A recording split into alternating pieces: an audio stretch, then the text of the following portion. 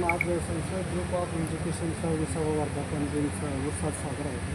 तुम्ही या कार्यक्रमाला उपस्थिती लावली, काय सांगाल त्याबद्दल? संस्कार ग्रुपचा नेहमी वाढत असलेला आलेख या गोष्टीची शाश्वती देतो की कुठलीही शाश्वत गोष्ट हिला कोणाच्या आधाराची गरज नसते. तो गड स्वतः जिचे शिवाजी महाराज देसले सर आहेत, त्यांचे सरदार, त्यांचे आदर्श शिक्षक आहेत आणि त्यांचे शिक्षकेतर कर्मचारी आहेत, त्यांचे मावळे आहेत, तर ते हा गड नक्कीच सर करतील.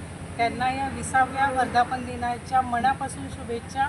आणि त्यातून त्यांनी इथून पुढे यशाची अधिकाधिक जी शिखरे आहेत ती पादाक्रांत करावी आणि फक्त महाराष्ट्रातच नाही तर देशभरात त्यांच्या संस्थेचं नाव प्रज्वलित व्हावं ही त्यांना शुभेच्छा दिली.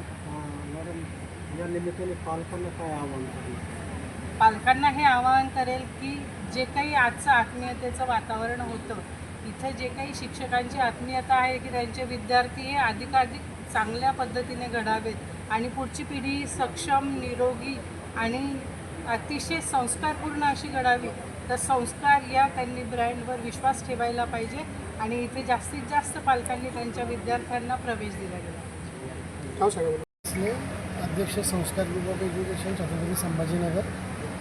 संस्कार ग्रुप ऑफ एज्युकेशनतर्फे 2006 साली पहिली ही शाळा सुरू झाली आणि त्याच्यानंतर जवळजवळ 20 वर्षाच्या ह्या प्रवासामध्ये 8 युनिट्स आपले जाधववाडी परिसरात तसेच छत्रपती संभाजीनगर शहरात सुरू आहेत आणि या माध्यमातून जवळजवळ 350 कर्मचारी आणि 5000 विद्यार्थ्यांचा हा संस्कार ग्रुप तयार झालेला आहे.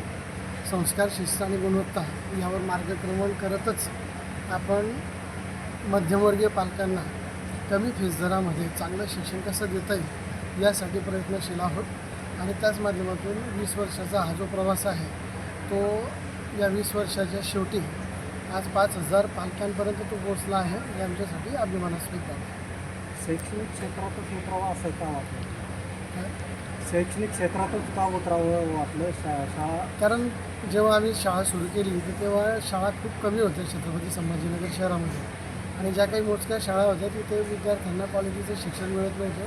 फीस दरही खूप होते किंवा ज्या जिल्हा परिषद मनपाच्या शाळा होत्या किंवा खाजगी शाळा होत्या ग्रँटेड, तिथे क्वालिटीचं शिक्षण तेवढ्या प्रमाणात मिळत नव्हतं. म्हणून आम्ही तो प्रयत्न केला की आपल्या संस्कार ग्रुप ऑफ एज्युकेशनतर्फे मिडल क्लास जे लोक आहेत त्यांच्यासाठी चांगलं शिक्षण आपल्याला कसं देता येईल आणि या गरीब विद्यार्थ्यांना, उत्कृष्ट विद्यार्थ्यांना चांगलं व्यासपीठ कसं देता येईल यासाठी तो प्रयत्न झाला आणि त्यातून हे एक युनिट सुरू झालं आणि आज 20 वर्षामध्ये एवढी प्रगती झाली. खाजगी शाळा चालवणं खूप अवघड झालं आहे. तुम्ही काय अपेक्षा करता सरकारकडून? सरकारने काय करायचं? खाजगी शाळा चालवणं खरंच अवघड झालेलं आहे कारण मराठी शाळांचा जो विकास आहे तो कुठेतरी खुंटलेला आहे. त्याला पालक पण जबाबदार आहेत.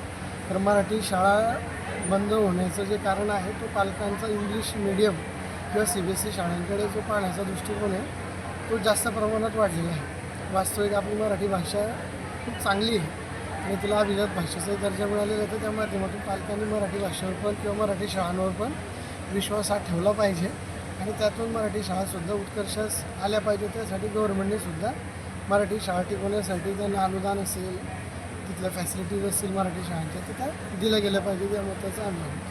काय आव्हान करणार सरकार? सरकारला तेच आवाहन करेल की जास्तीत जास्त शिक्षकांची नेमणूक शाळांमध्ये करावी आणि शाळांना अनुदान देण्यात यावं आणि त्या माध्यमातून शाळांची प्रगती करावी. धन्यवाद.